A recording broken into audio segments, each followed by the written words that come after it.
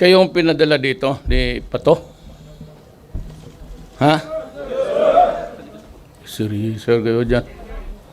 Andito na po tayo mga kabayan. Bago ang lahat, at kung ikaw ay bago pa lang sa ating YouTube channel, huwag kalimutan na pindutin ang notification bell para updated po tayo sa mga panibagong videos. Maraming salamat na pala sa lahat po ng ating mga kandidates at sa lahat po ng Duterte supporters nationwide. At hindi natin patagalin pa. Balikan natin ang mga kabutihan na nagawa ni dating PRD sa pamilyang Marcos. Let's go! Norte ang mga helicopter. Maagang inilipad ang labi ni dating Pangulong Ferdinand Marcos. Mahigpit din ang seguridad sa paliparan. Matapos ang ilang minuto, sunod-sunod rin silang umalis. Pasado alas 10 naman kaninang umaga, dumating sa main gate ng libingan ng mga bayani ang mga sundalo. May mga sasakyan ding maagang dumating sa libingan. Ayon kina PNP Chief Director General Ronald De La Rosa at NCRPO Chief Oscar Albayalde, kahapon sila nakatanggap ng go signal tungkol sa paglilibing.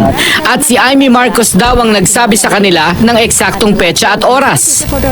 Lula ng isa sa mga helicopter, dumating ang labi ni dating Pangulong Marcos sa libingan ng mga bayani bandang tanghali.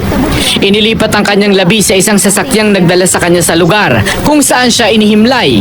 7 sundalo ang nagbuhat sa kanyang ataol na binalutan ng watawat ng Pilipinas. Isinaka ito sa isang karwahe. Naroon si dating First Lady Imelda Marcos, mga anak na sina Ilocos Norte Governor Amy Marcos at dating Senador Bongbong Marcos. Sa buong sambayanang Pilipino, siguro naunawaan natin na kung bakit ganyan na lang ang inanakit ng ating dating Pangulong Duterte.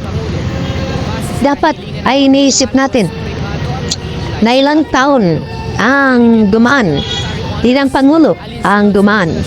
Walang sino man ang nagbigay na paintulot upang ilibing ang dating Pangulong Ferdinand Marcos Sr. Tanging si President Rodrigo Roa Duterte ang nagbigay ng go signal upang ilibing. Wala pang isang oras natapos na ang seremonya sa pagpapalibing kay Marcos.